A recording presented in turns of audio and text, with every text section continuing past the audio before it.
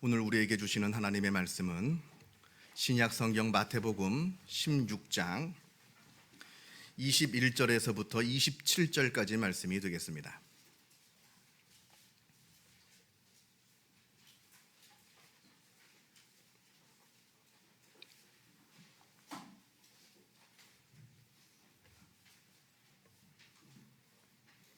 신약 성경 28면에 있습니다. 마태복음 16장 21절에서부터 27절까지 말씀을 봉독합니다. 이 계시의 말씀을 봉독할 때에 살아계신 하나님의 음성을 다 함께 들으실 수 있기를 바랍니다. 이때부터 예수 그리스도께서 자기가 예루살렘에 올라가 장로들과 대제사장들과 서기관들에게 많은 고난을 받고 죽임을 당하고 제3일에 살아나야 할 것을 제자들에게 비로소 나타내시니 베드로가 예수를 붙들고 항변하여 이르되 주여 그리 마옵소서 이 일이 결코 주께 미치지 아니하리이다. 예수께서 돌이키시며 베드로에게 이르시되 사탄아 내 뒤로 물러가라. 너는 나를 넘어지게 하는 자로다. 내가 하나님의 일을 생각하지 아니하고 도리어 사람의 일을 생각하는도다 하시고 이에 예수께서 제자들에게 이르시되 누구든지 나를 따라오려거든 자기를 부인하고 자기 십자가를 지고 나를 따를 것이니라. 누구든지 제 목숨을 구원하고자 하면 잃을 것이요 누구든지 나를 위하여 제 목숨을 잃으면 찾으리라. 사람이 만일 온 천하를 얻고도 제 목숨을 잃으면 무엇이 유익하리요? 사람이 무엇을 주고 제 목숨과 바꾸겠느냐? 인자가 하나님의 영광으로 그 천사들과 함께 오리니 그때에 각 사람이 행한 대로 갚으리라. 아멘. 우리 인간은 불안 속에서 살아갈 수밖에 없는 그런 존재입니다. 먼저는 삶에 대한 불안이 우리를 누르고 있습니다. 인간은 연약한 존재입니다. 인간은 태어날 때부터 자기를 보호할 아무런 능력을 갖지 못한 채 이 세상에 태어납니다. 다른 동물은 적어도 태어나는 그날로 눈도 뜨고 걷고 뛰기도 합니다만 우리 인간은 태어나서 걷는 데까지 무려 1년이나 걸립니다. 걸어도 아장아장 걸을 수밖에 없습니다. 인간은 태어나면서 이렇게 참으로 연약한 모습으로 세상이라고 하는 아주 냉혹한 현실에 내던져집니다. 그리고 이 냉혹한 현실에서 성장하면서 삶의 수많은 좌절들을 겪게 됩니다. 세상이 내 맘대로 되지 않습니다. 내 뜻대로 되지가 않습니다. 그래서 그 좌절이 일상이 되어버리고 말았습니다. 우리의 인간의 삶이라고 하는 것은 그러한 수많은 좌절의 연속 속에서 늘 불안해할 수밖에 없는 그러한 존재가 되고 말았습니다. 이 좌절이라고 하는 것이 학습이 되어서 그래서 이제 무슨 일만 닥쳐도 미리 불안해집니다. 미리 좌절하게 됩니다. 먼저 불안해하고 먼저 덜덜 떨고 있는 모습이 우리가 인간이 겪고 있는 삶의 불안이다라고 말할 수가 있습니다. 두 번째로 우리 인간이 겪고 있는 불안이라고 하는 것은 죽음에 대한 불안입니다. 모든 인간은 죽습니다. 아니, 모든 생물은 다 죽습니다. 그런데 이 세상의 생물이 다 죽습니다만 유독 우리 인간만이 죽음이라고 하는 것을 인지하면서 살아갑니다. 죽음을 인지하고 있는 유일한 생명체가 바로 우리 인간이라 하는 겁니다. 심리학자들에 의하면 인간은 채 10살도 되기 전에 죽음이라고 하는 것을 깨닫게 된다고 합니다. 이때부터 죽음이라고 하는 것을 평생토록 두려워합니다. 어릴 때는 피상적으로 그저 피상적으로 죽음을 두려워하다가 이제 나이가 들면 들수록 이 죽음을 아주 구체적으로 두려워합니다. 물론 다른 동물들도 죽음을 두려워합니다. 그건 분명합니다만 그러나 그건 죽음이 임박한 아주 짧은 시간 그저 몇 분 동안에만 죽음을 인식하며 두려워하는 것이지 평생토록 사는 동안 죽음을 인식하면서 죽음을 두려워하면서 살아가지는 않는다 하는 겁니다. 오직 인간만이 평생토록 죽음을 인지하고 죽음을 두려워하면서 살아갑니다. 그러하기에 인간은 이 평생 이 두 가지 불안 속에서 살아가고 있는 겁니다. 먼저는 살아야 하는 불안, 둘째는 죽어야 하는 불안. 여러분들은 이 불안을 어떻게 해결하고 계십니까? 대부분의 사람들은 이 불안을 회피하거나 외면합니다. 그 불안에 대해서 아예 생각하지 않으려 합니다. 아니면 다른 것에 몰두하여서 잠시 그 불안을 잊어버리려 합니다. 또 실제로 많은 사람들이 그렇게 해서 불안을, 그 죽음과 삶에 대한 불안을 잊고 살기도 합니다만, 그런데 문제는 그것이 잠시뿐이라고 하는 겁니다. 그저 잠시뿐만 그것을 잊고 살아갈 뿐입니다. 그것뿐입니다. 삶과 죽음의 불안, 여기에 눈 감고 외면한다고 하는 것이 근본적인 해결의 방법은 아니라 하는 겁니다. 톨스토이가 쓴 참회록 제4장에 아주 유명한 이야기가 나옵니다. 어떤 사람이 긴 여행 중에 벌판을 지나가다가 어느 사나운 짐승을 만났습니다. 그 사나운 짐승이 나를 잡아먹으려 합니다. 그래서 쫓아오는 짐승을 피해 열심히 뛰어가다가 달아나다가 저 멀리 보이는 우물이 있길래 그 우물 속으로 빨리 급히 뛰어들었습니다. 그리고 우물 벽에 붙어서 자라고 있는 넝쿨을 간신히 붙잡고는 거기에 매달려서 이제 살았다라고 안도하고 있는데, 그 우물 밑을 내려다보니까 거기에는 자기를 삼키려고 입을 벌리고 있는 용이 한 마리 살고 있는 겁니다. 그 용이 나를 삼키려고 지금 입을 벌리고 있습니다. 그래서 이 사람은 우물 밖으로 나갈 수도 없고 우물 밑으로 내려갈 수도 없습니다. 지금 우물 밖에는 그 사나운 짐승이 내가 올라오기를 기다리고 있습니다. 그리고 우물 밑에는 그 무서운 죽음의 용이 입을 벌리고 내가 떨어져 내려오기만을 기다리고 있습니다. 그런데 더 큰 문제는 자기가 붙들고 있는 그 생명줄인 그 넝쿨을 흰쥐 한 마리랑 검은쥐 한 마리가 야금야금 갉아먹고 있는 겁니다. 흰쥐는 낮을 의미하고 검은쥐는 밤을 의미합니다. 시간을 말하는 거죠. 이제 곧 있으면 이 넝쿨이 끊어져 밑으로 떨어지게 되었습니다.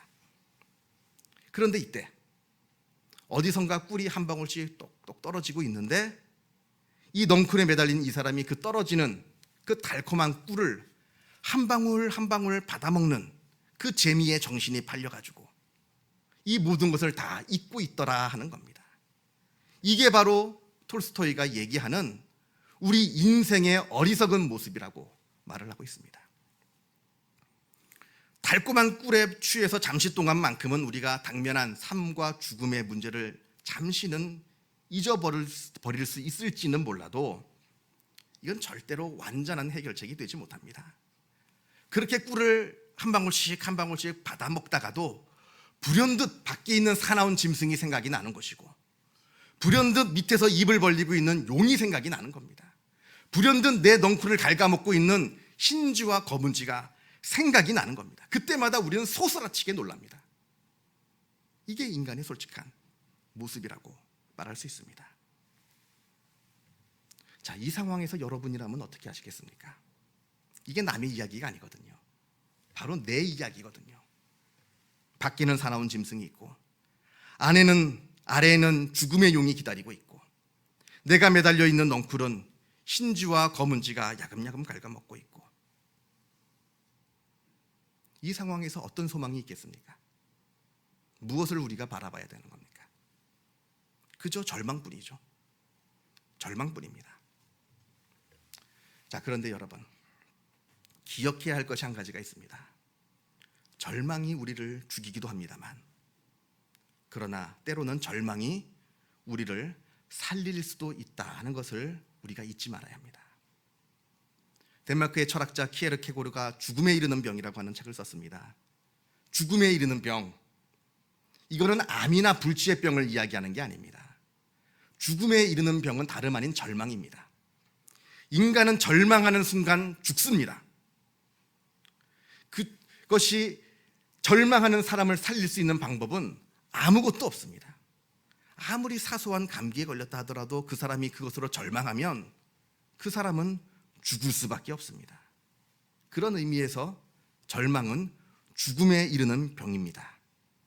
그러나 동시에 절망할 때 우리는 새로운 소망을 발견하게 됩니다.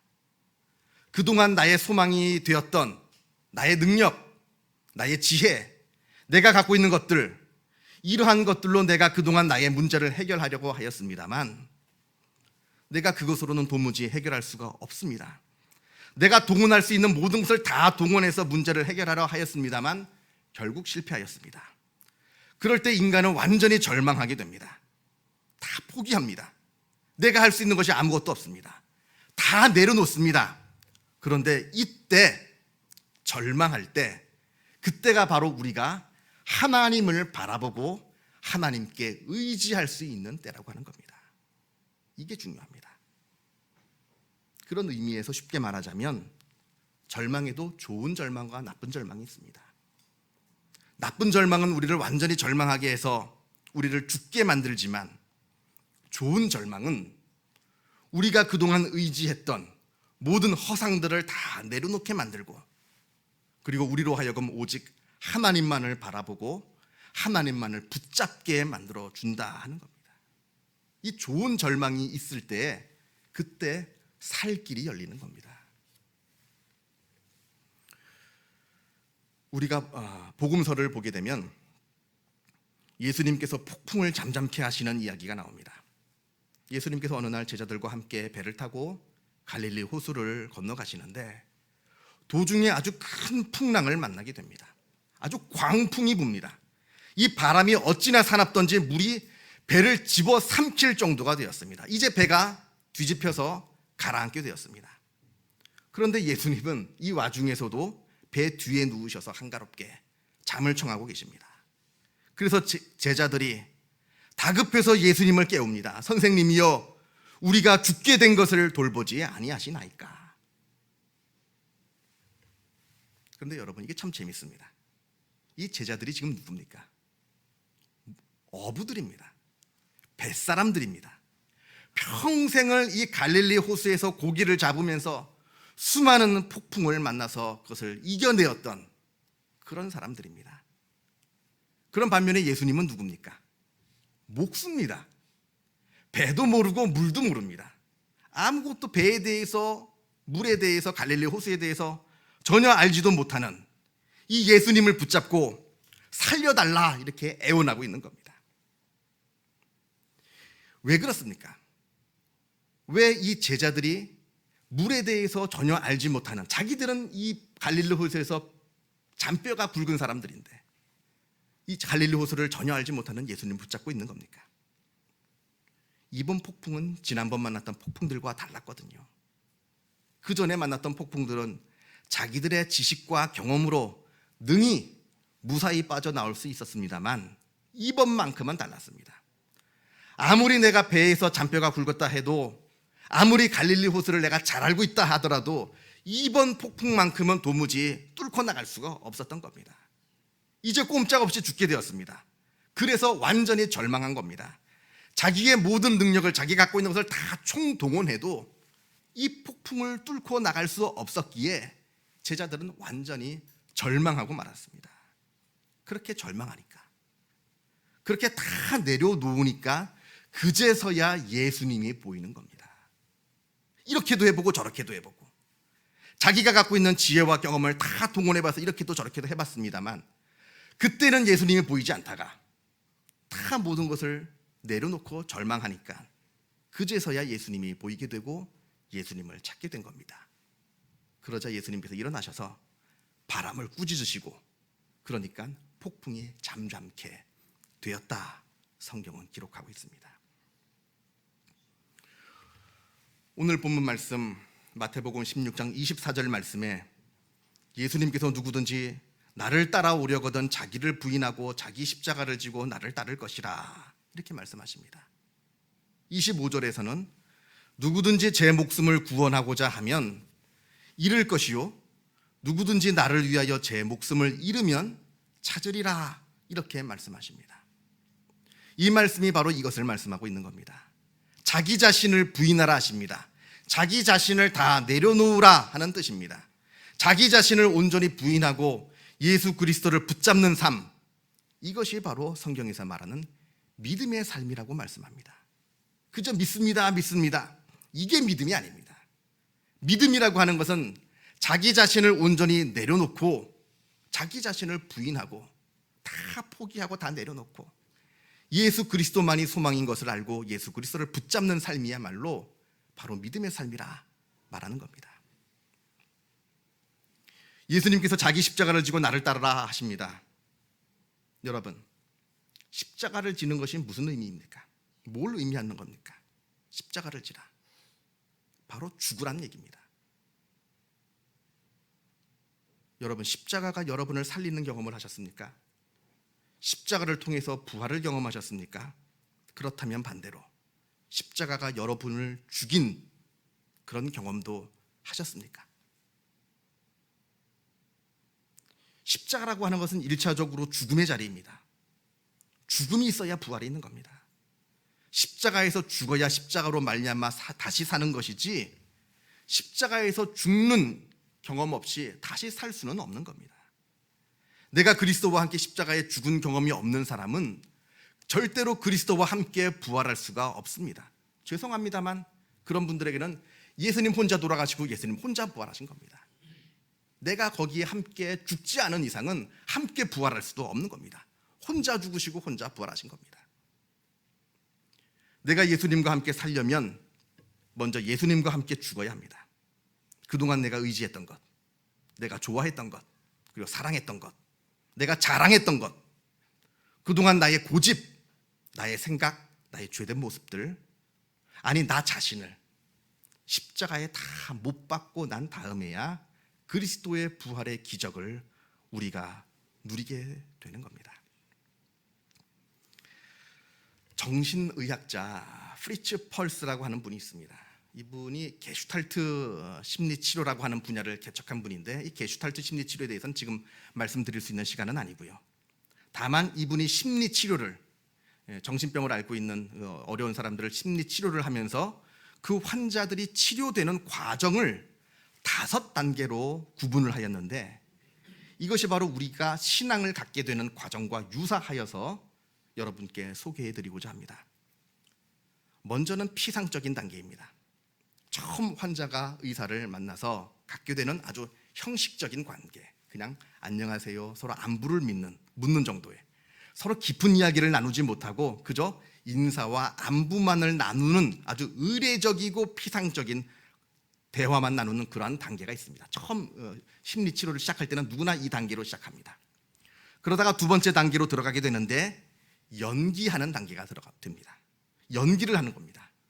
환자가 정말로 나아지는 것이 아니라 내가 의사와의 관계 때문에, 그리고 나를 바라보고 있는 주변의 많은 사람들의 시선 때문에 내가 실제로 좋아지고 내 병이 고쳐지지 않지만 좋아지는 척 연기를 하는 단계입니다. 이때는 환자 자신도 자기가 자신의 연기에 속습니다. 그래서 내 정신병이 지금 치료되고 있는 것이라 스스로 착각을 하고 있는 겁니다. 자기 스스로를 속이고 있는 거죠. 3번째 단계로 들어서게 되면 교착의 단계입니다. 심리치료가 점점 진행되면서 자기가 그동안 진짜 좋아지는 것이 아니라 내가 연기를 하고 있었다라는 것을 이제 깨닫게 되는 겁니다. 그걸 깨달아서 스스로 절망하고 두려워하는 단계입니다. 그래서 때로는 이 단계에 들어서는 환자들 중에는 이것 때문에 치료를 포기하는 사람들도 있다고 합니다.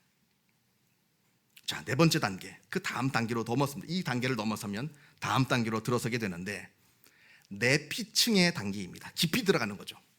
이 단계에 들어가면 환자가 진짜 자기의 문제가 무엇인지, 그리고 자기의 그 적나라한 모습을 발견하게 되고 그것을 직시하게 됩니다. 그래서 그 자기의 적나라한 모습을 발견하기 때문에, 그리고 그런 자기 자신을 인정하고 다 내려놓아야 하기 때문에 이 단계에서 환자들은 굉장히 괴로워한다고 합니다. 심지어는 이 단계에서 죽음의 공포를 느끼는 사람들도 있다고 합니다. 이게 가장 큰 고비입니다.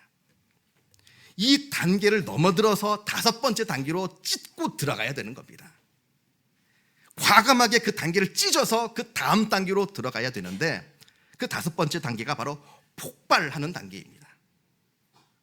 자기 자신을 온전히 발견하고 자기 자신을 그동안 억압했던 모든 것들로부터 해방되는 겁니다. 내가 나를 인정함으로써, 다 내려놓음으로써 모든 것에서 내가 해방되는 겁니다. 완전히 치료되는 단계죠. 이 단계에 이르면 이 환자가 너무나 기쁜 나머지 흐느껴 울기도 하고요, 소리를 막 지르면서 기뻐하기도 하고 온몸을 막 흔들면서 웃기도 하는 그런 감정의 폭발의 단계에 이르게 된다 합니다. 이 5단계가 우리의 신앙의 단계와 다르지 않습니다. 먼저 피상적인 단계입니다. 처음 신앙생활을 하게 되면서 아직 하나님과 관계를 맺기 이전에 그러한 단계입니다. 그러다가 둘째 단계로 넘어서게 되면 연기하는 단계가 됩니다. 남들처럼 예배도 드리고 기도도 하고 찬양도 하면서 마치 내가 참된 그리스도인인 것처럼, 참된 신앙인인 것처럼 연기를 합니다. 그 연기에 내가 속아 넘어갑니다. 그리고 내가 참된 신앙인이라 착각을 합니다. 그러다가 3번째 단계, 교착의 단계에 들어가게 됩니다. 회의와 의심의 단계로 들어가게 되는 겁니다. 그동안 내가 신앙생활을 하는 것이 진짜가 아니라 가짜라고 하는 것을 깨닫고 거기에 회의를 느끼기도 하고, 또 심지어는 이것 때문에 믿음의 길에서 이탈하려고 하는 모습들도 보게 됩니다. 그러나 이 단계를 넘어서서 4번째 단계에 들어가면 진짜 진리를 마주하게 됩니다. 그리고 나의 참모습을 마주하게 됩니다. 적나라한 나의 모습을 발견하게 됩니다. 이때 이 4번째 단계를 찢어서 그 5번째 단계로 들어가야 한다는 겁니다. 그게 바로 나를 십자가에 못 박는 겁니다. 다 하나님 앞에 내려놓는 겁니다. 나의 죄와 잘못, 그동안 버리지 못했던 것들, 나의 아집들 고집들, 심지어는 나 자신을 부정하고 십자가에 내가 못 박히는 겁니다. 이 죽음을 경험하고 나서야 진정한 믿음의 단계로 들어서게 되는 겁니다. 지금 여러분은 어느 단계에 계십니까? 스스로를 한번 돌아보시기 바랍니다. 내가 지금 어느 단계에 속해 있던 간에 분명한 것은 우리가 5번째 단계로 점차 나아가야 한다는 겁니다. 나 스스로를 십자가에 못 박고 내 모든 것을 다 내려놓고 그리스도만 붙잡는 그 단계로 들어가야 한다 하는 겁니다. 이것은 분명한 일입니다. 오늘 본문 말씀 25절에 누구든지 제 목숨을 구원하고자 하면 잃을 것이요 누구든지 나를 위하여 제 목숨을 잃으면 찾으리라, 이렇게 말씀하십니다. 이 말씀에 우리는 예수님께 무엇이라 대답할 수 있을지 스스로 자문하고 스스로 대답하는 복된 시간이 되시기를 바랍니다. 기도하겠습니다. 사랑과 은혜가 충만하신 하나님 아버지, 감사합니다. 하나님께서 우리를 하나님의 자녀 삼아 주시고 하나님의 은혜 가운데 머물게 하여 주심에 주님의 은혜에 감사를 드립니다. 우리가 믿음을 그러나 갖고 있다 하지만 그러나 이 믿음이 진정한 믿음인지 우리가 되돌아보게 하여 주시고 우리의 믿음에 진보가 있게 하여 주시어서 나 자신을 십자가에 못 박고 그리스도와 함께 부활하는 그 놀라운 경험을 하는 은혜가 있게 하여 주시옵소서. 우리의 믿음의 진보에 때려오는 어려운 일도 있을 수 있습니다. 우리의 믿음을 방해하는 것들도 있습니다. 죽었던 내 자아가 다시 살아나서 나를 끄집어내릴 수도 있습니다. 그때마다 주님께서 우리를 붙잡아 주시고 우리 마음 가운데 믿음을 부으시고 성령을 부으셔서 우리가 내 자신을 십자가에 못 박고 그리스도와 함께 새로운 삶을 살아가는 복된 은혜가 있게 하여 주시옵소서. 모든 것 주님께 감사드리오며 이 모든 말씀 우리 주 예수 그리스도 이름으로 기도하옵나이다. 아멘.